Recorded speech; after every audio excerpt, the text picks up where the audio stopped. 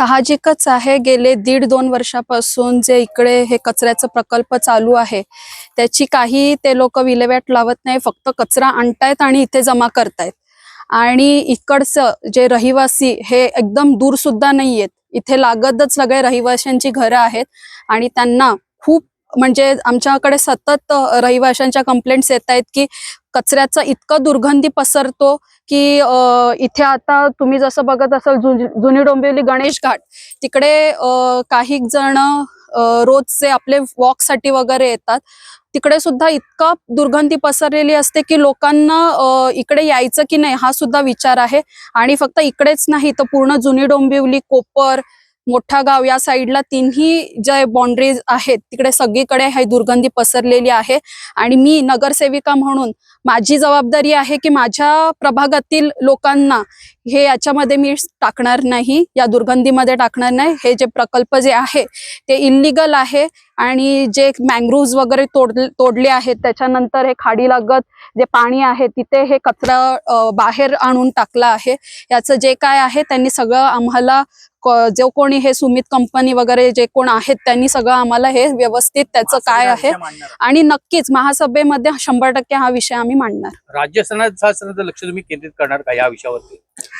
नक्कीच करावं लागेलच, कारण की एवढं जर का लोकांच्या रहिवाशांच्या म्हणजे त्यांची जी समस्या आम्ही नाही दूर केली तर कोण दूर करणार. आणि त्यांचं जाऊ दे, आम्हाला स्वतःला सुद्धा याचा त्रास होतोय, आम्ही सुद्धा इकडचे रहिवासी आहोत आणि बाकीचे जे कोण आहेत ते आम्हालाच येऊन सांगणार ना, आम्ही स्थानिक नगरसेवक आहोत बोलल्यावरती. त्याच्यानंतर मी इकडची जुनी डोंबिवलीची, हे कोपर गावातनं ज्योतिताई आहेत, त्यांना सुद्धा त्याच कंप्लेंट्स येत आहेत. त्याच्यामुळे याच्यावरती नक्कीच आम्ही लक्ष जरूर टाकणार. पण तुम्ही कोपर रोडच्या नगरसेविका आहात, याचा ही दुर्गंधी कोपर गावापर्यंत पोहोचली का? हो, कोपर गावापर्यंत पोहोचली आहे. नागरिकांना याचा खूप म्हणजे खूप प्रमाणात त्रास होतोय आणि जे हे इनलिगली चालू आहे ना, हे खरंच हे बंद झालं पाहिजे. सगळ्या नगरसेवकांना आम्ही मिळून हा विषय आता महासभेत तर मांडणारच, आम्ही हा विषय घेणारच. कारण की 16 तारखेला आमचा रिझल्ट लागलाय, 17 तारखेपासून आमच्याकडे ह्याच कंप्लेंट्स येत आहेत की आम्हाला खूप त्रास होतोय. मग याची विल्हेवाट काहीतरी करायला पाहिजे ना. आणि जे काय तुम्ही करता ते लिगली करा ना, तुम्ही सगळ्या गोष्टींचं म्हणजे अनुकरण करायला पाहिजे.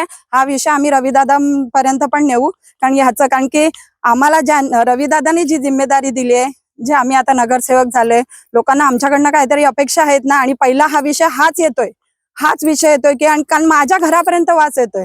हे तर जुनी डोंबिवली, आम्ही कोपर गावात राहतोय. मागच्या अनेक दिवसापासून कचरा येतोय पण कचऱ्यावर प्रक्रिया होत नाहीये, तर येणारा कचरा थांबवण्यासाठी काही त्यांना विरोध केला गेलाय का? नाही, काहीच विरोध नाही, काहीच नाही. आणि आता आम्ही पूर्णपणे विरोध करणार आणि आम्ही पूर्णपणे उतरणार. जे काय चालू आहे ना हे पूर्णपणे थांबलं पाहिजे. आणि आम्ही आता मोर्चा काढून आहे तर आम्ही उपोषणला बसू, जुने डोंबिवली आणि कोपरगाव. कारण स्थानिक सगळ्या रहिवाशांना खूप त्रास होतोय. झाडं तोडण्याबाबतीत महापालिकेने झाडं अनधिकृतपणे तोडली आहेत तर त्यांच्यावर गुन्हा दाखल झालाच पाहिजे. आता आम्ही पोलीस स्टेशनला जाणार, केस करणार. कारण जे केलंय ते चुकीचं केलंय ना, हे असं अलाउडच नाहीये ना. दुसरा एक महत्त्वाचा विषय आहे, रवींद्र चव्हाण साहेबांनी करोडो रुपये खर्च करून इथे नागरिकांसाठी एक गणेश घाट बनवलंय, त्याचा काहीच उपयोग होत नाही. हे तुम्ही कसं पटवून येणार? नाहीच होत आहे ना, त्याच्या लगतच तुम्ही हे प्रकल्प चालू केलाय, मग त्यांना होणारच ना त्रास. कृष्णादानी करून दिलंय ना सगळं, जुन्या डोंबिवलीतील नागरिकांना सगळ्यांना त्याचं किती छान काम केलंय ते गणेश घाटाचं. आणि आता असं केल्यानंतर त्याचं काय आहे, त्याला काय व्हॅल्यूच नाही गणेश घाटाला या प्रकल्पामुळे. हे काही करून काही आता आम्ही जाणार पोलीस स्टेशनला. हे जे मँग्रोव्ज वगैरे हे केलंय ना, ह्याच्यामध्ये आम्ही बोलणार आता. बघा, विरोध फक्त स्थानिक ग्रामस्थांचा नाहीये, तर इथे राहणाऱ्या सर्व रहिवाशांचा आहे. इथे तुम्ही बघत असाल की एकदम अनधिकृतपणे हे सगळं प्रोजेक्ट चालवलेलं आहे. प्रोजेक्ट पूर्ण नसताना, त्याचं बांधकाम चालू असताना देखील इथे कचरा आणून टाकला जातो. एका लेनमध्ये जवळजवळ 100 टन कचरा आहे. इथे 400 टनापेक्षा जास्त कचरा येतो, त्याची विल्हेवाट व्यवस्थित लावली जात नाही. 3 महिन्या अगोदर या रिलेटेड कंपनीचे ज्यांनी कॉन्ट्रॅक्ट घेतलं आहे कन्स्ट्रक्शनचं, त्यांनी ते अधिकारी आम्हाला भेटून त्यांनी सांगितलं होतं की कन्स्ट्रक्शन कंप्लीट झाल्याशिवाय आम्ही हे प्रोजेक्ट चालू करणार नाही, कचऱ्याची विल्हेवाट जे ते प्रोसेस करतात त्याचं. पण तरी सुद्धा ते त्यांच्या मनमानीनुसार चाललेलं आहे. आपण जिथे उभे आहात हे मँग्रोव्ज वरती भरणी केलेली आहे. आणि आपण बघत असाल, जर कचरा टाकण्यासाठी त्यांच्याकडे जागा आहे तर इथे त्यांनी बघा, बाजूला जरा, इथे सगळं कचरा टाकून, आणि तुम्ही बघत असाल इथे जरा तुम्ही कॅमेरा मारा, हे सगळा जे वॉटर बॉडी आहे आपली, जे नॉर्मली आपला जो चॅनल आहे खाडीचा, त्याच्यामध्ये कचरा जातोय.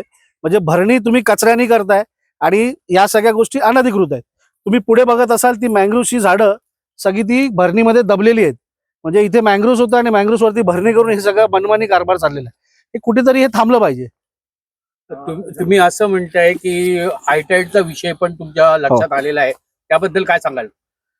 मला इतकंच म्हणायचं आहे की केडीएमसी कडे एखादा आपण बिल्डिंगचं प्लॅन पास काम करतो तेव्हा सगळ्या परमिशन घ्याव्या लागतात. पण जेव्हा खुद्द केडीएमसी काम करत असते तेव्हा खाडी लगत असलेल्या प्रोजेक्टला लो टाईड आणि हाय टाईड या गोष्टीची परमिशन घ्यावी लागते.